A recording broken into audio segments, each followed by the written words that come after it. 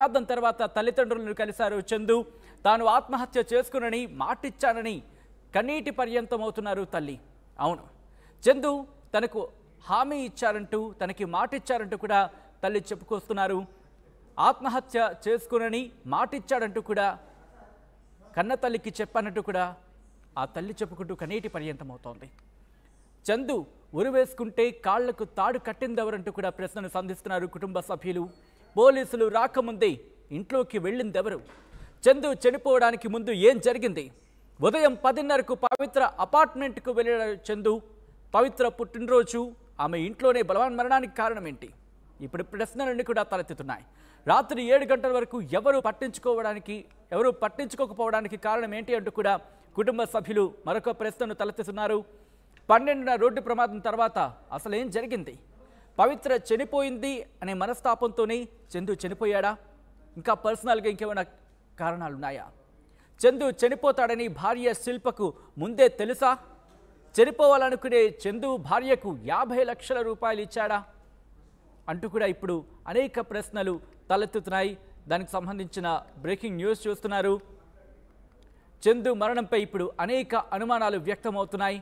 దానికి సంబంధించిన breaking news చూస్తున్నారు. చందు ఆత్మహత్య చేసుకునేంత పిరికవాడు కాదని అంటున్నారు కుటుంబ సభ్యులు. తాను సూసైడ్ చేసుకోనని, అంటే తాను ఆత్మహత్య చేసుకోనని తల్లిదండ్రులకు మాటిచ్చినట్టుగా తెలుస్తోంది. ఈ కథనం మిమ్మల్ని కాస్త కలవరపరిచే మమ్మల్ని కలవరపడి గురి చేయడం మా ఉద్దేశం కాదు. అయితే బయట ప్రపంచంలో ఏం జరుగుతుందో మీకు చూపించే, తద్వారా మీకు అవగాహన కల్పించడం, అప్రమత్తం చేయడంలో భాగంగానే ఈ కథనం చూపించడం జరుగుతుంది తప్ప మిమ్మల్ని కలవరపడి గురి చేసే ఉద్దేశం మాకు లేదు. అయితే ఇటువంటి కథనాలు చూసినప్పుడు కాస్త కలవరపడి గురే అవకాశం ఉంటుంది కాబట్టి దీనికి సంబంధించి తగిన జాగ్రత్తలు తీసుకోమని చెప్పి సూచించడం జరుగుతోంది. టీవీ నటుడు చందు మరణంపై అనుమానాలు వ్యక్తమవుతున్నాయి. చందు ఆత్మహత్య చేసుకునేంత పిరికివాడు కాదని అంటోంది ఆ కుటుంబం. యాక్సిడెంట్ తర్వాత తల్లిదండ్రులను కలిశాడు చందు. తాను ఆత్మహత్య చేసుకోనని మాటిచ్చాడని కన్నీటి పర్యంతమవుతోంది ఆ తల్లి.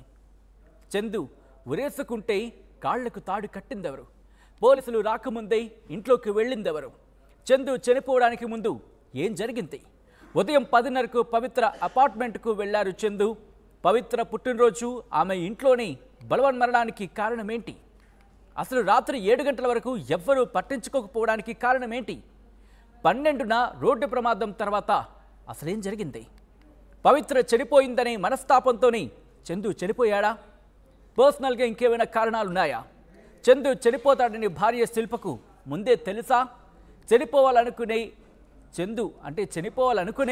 చందు భార్యకు 50 లక్షల రూపాయలు ఇచ్చాడా? ఇప్పుడు ఇవన్నీ కూడా ఇప్పుడు ప్రశ్నలు తలెత్తుతున్నాయి. చందు చివరి పోస్ట్ను మీరు చూస్తున్నారు ఆన్ స్క్రీన్లో. అయితే ఇదే అంశానికి సంబంధించి కుటుంబ సభ్యులు రియాక్ట్ అయ్యారు. ముఖ్యంగా చందు తండ్రి రియాక్ట్ అయ్యారు. ఆయన ఏమన్నారు ఇప్పుడు చూద్దాం. ఒక్కసారి వాళ్ళ తండ్రితో మాట్లాడే ప్రయత్నం చేద్దాము. నార్సింగ్ పోలీస్ స్టేషన్లో కూడా ఫిర్యాదు ఇవ్వడం జరిగింది. అసలు ఏమని ఫిర్యాదు ఇచ్చారో తెలుసుకునే ప్రయత్నం చేద్దాం. నమస్తే అండి, ఇప్పుడు ఏమని ఫిర్యాదు ఇచ్చారు? నార్సింగ్ పోలీస్ స్టేషన్లో మీరు కంప్లైంట్ ఇవ్వడం జరిగింది. ఏమని కంప్లైంట్ ఇచ్చారు? ఏమని ఇవ్వలేదు మేడం. ఒకటి ఏంటంటే నేను నా రూమ్కి వెళ్ళాము. అపార్ట్మెంట్ 5th 502 రూమ్కి వెళ్ళాము. రూమ్కి వెళ్ళిన తర్వాత వాళ్ళు ఏం చేశారు, వాళ్ళు ఏమన్నారు, ఎవరైనా పేరెంట్స్ వాళ్ళు వస్తే మేము ఓపెన్ చేసి వాళ్ళకి ఫస్ట్ చూపిస్తాం. చూపించిన తర్వాత వాళ్ళు వచ్చారు మేడం, ఇద్దరు వచ్చారు కానిస్టేబుల్స్, నన్ను తీసుకొని చూపించారు. ఈయనెవరు? మీ బాబా, మీరేమైతే నేను తండ్రి అవుతాను. సరే ఏం సంగతి అంటే ఇట్లా సంగతి జరిగింది సార్, ఇట్లా సంగతి ఇది అని చెప్పిన. సరే అయిపోయింది, నువ్వు పక్కకి వెళ్ళు. ఇక నయంబడి వచ్చిన 4 పిల్లలు ఆ బాడీని దించారు. దించి ఒక బెడ్ చనిపోయాడు. అంటే ఎంతసేపు అవుతుంది? ఎట్లా ఆ సిచ్యువేషన్? స్టార్టింగ్ ఇక్కడ నుండి ఉదయం 9:30కి వెళ్ళింది మేడం. ఇక్కడ నుండి ఇంటిని 9:30కి వెళ్ళాడు. 9:30కి వెళ్ళాడు. 10కి రాలేదు, 11 రాలేదు, 12 రాలేదు, పొద్దున ఒక్కటి లంచ్కి రాలేదు. ఫోన్ చేస్తే ఫోన్ ఎత్తుతే లేడు. ఫోన్ అతని దగ్గరనే ఉన్నది. అతని దగ్గర ఉన్న తర్వాత మేము మా కోడలు ఏం చేసింది, ఇద్దరిని పంపించింది అక్కడికి. పిల్లల్ని పంపిస్తే ఆంటీ ఆ రూమ్ దగ్గర సప్పుడు వస్తుంది, రింగ్ అవుతుంది. అక్కడున్న వాచ్మెన్ పిలిచారు. ఈ పిల్లలు వాచ్మెన్ పిలిస్తే సార్ ఈ డోర్ ఓపెన్ చేయాలంటే ఎట్లా చేయాలంటే జర ఆగు, వాళ్ళ పేరెంట్స్ రాని అని చెప్పి వాళ్ళ వాచ్మెన్ ఆపాడు. పోలీసు వాళ్ళు కూడా అక్కడే ఉన్నాయి. 8:45 అయితే నైట్లో. సరే నేను పోయిన తర్వాత వాళ్ళు ఏం చెప్పారు, మీరేమైతే సరే అని ఆ పిల్లలు ఏం చేస్తారు, దాన్ని ఇట్లా కిక్కు కొట్టారు. ఓపెన్ అయిపోయింది. ఓపెన్ కాగానే మాకు ఎదురుగా బాల్కనీలో బాడీ, కాళ్ళకు తాడు ఉంది, తెల్లది 2 కాళ్ళకి ఇట్లా. ఇది బాడీ కాళ్ళకి తాడు ఎవరు కడతారు? మాకు అది కావాలి పాయింట్. వీడికి తగినంత కాళ్ళకి ఎత్తుకు ఎవరు కడతారు తాడు మేడం? పోలీస్ వాళ్ళు కట్టారా? ఏమో మా ముందు తీశారు వాళ్ళు బాడీ. అవును, మీరు అడిగారా తాడు ఎలా కట్టి ఉంది అని? ఇదో నేను మీ ముందు డోర్ ఓపెన్ చేసిన, మీకు రావాలని కాబట్టి మీరు చూపించాము. ఇప్పుడు ఆయన హ్యాంగింగ్ పైన వేసుకుని చేతులు అందవు కదా కాళ్ళకి, ఎలా ఎలా జరిగింది కాళ్ళకి తాడు? మరి ఇప్పటి వరకు మీరు ఈ ప్రస్తావన ఎందుకు చెప్పలేరు? అంటే ఇంత లేట్గా ఎందుకు చెప్తున్నారు? పొద్దున్న వచ్చే వాళ్ళకి చెప్పాము. చెప్పాము, సరే మేము ఎంక్వైరీ చేస్తాం. అది పోలీసులు. అంటే ఇప్పుడు జనరల్లీ చనిపోయినప్పుడు హ్యాంగ్ చేసుకున్నప్పుడు వాళ్ళ కాళ్ళకి వాళ్ళు కట్టుకోలేరు కదా? మేడం మేము అడుగుతున్నాం మిమ్మల్ని, మళ్ళీ అది ఎవరు కట్టారు కాళ్ళకి తాడు? తెల్ల బట్ట తాడు ఇక్కడ ఉంది, కాళ్ళకి ఇట్లా ఉంది మేడం, ఇట్లా ఉంది, ఇట్లా బట్ట కట్టారు మొత్తం కాళ్ళకి. పోలీస్ మీరు అడిగారా ఎవరైనా క్లూస్ టీమే కానీ పోలీస్ వాళ్ళు కట్టారేమో అని అన్నారు? పోలీస్ అతను ఏమన్నాడు, మీరు చూశారు కదా, మీరు లోపలికి వెళ్ళలేము, మీరు మాత్రమే వచ్చారని అన్నారు. మీరు వచ్చారు కదా, మీరు చూశారు, మేము కంటే ముందు మేము వెళ్ళలేదు, మేము ముందే డారు ఓపెన్ చేయించింది కిక్కు కొట్టి, అది చెప్పారు. సరే సార్ పదామని బయట కంప్లైంట్ ఏమని ఇచ్చారు నార్సింగ్? ఇదే మాట చెప్పి అక్కడనా వాళ్ళు తీసుకున్నారు, మీకేమవుతారు ఇదైతే సార్ అంటే సస్పీషియస్ డెత్ అని చెప్పారా? డెత్ అని ఏం చెప్పలేదు, నాకు వాళ్ళే చెప్పారు. అయిపోయింది సార్ మీకు బాబు ఇట్లా సంగతి అని వాళ్ళు చెప్పారు. అని ఇట్లా మీరు అడిగినట్టే వాళ్ళు అడిగారు, ఎప్పుడు వచ్చాడు, ఇట్లా జరిగింది, ఏం సంగతి అంటే సార్ ఇది అది చెప్పడం జరిగింది. పొద్దున్న 9:35 9:40 బయటికి వెళ్ళాడు. ఆ తర్వాత మాకు అందుబాటులో లేడు, మేము ఫోన్లు చేస్తూ ఉన్నాము, ఫోన్లు ఎత్తుతలేడు, ఫోన్ అక్కడే ఉంది. అది డోర్ తెచ్చిన తర్వాత బాడీ చూసిన తర్వాత కానిస్టేబుల్ ఏం చేసి ఫోన్ ఇచ్చాడు, మా బాబుది ఫోన్ ఇచ్చాడు. ఫోన్ దగ్గర పెట్టుకుని మేము ఎప్పుడు పిలిచేప్పుడు వాళ్ళు మేము అందరం బయటకు వచ్చినాక ఒక కానిస్టేబుల్ డోర్ లాక్ చేశాడు. ఆ డోర్ కీ కూడా నా దగ్గరే ఉన్నది. ఈ రెండు మీ దగ్గర పెట్టుకోండి అంకుల్, మేము ఎప్పుడు పిలిస్తే మీరు అప్పుడు రావాలి.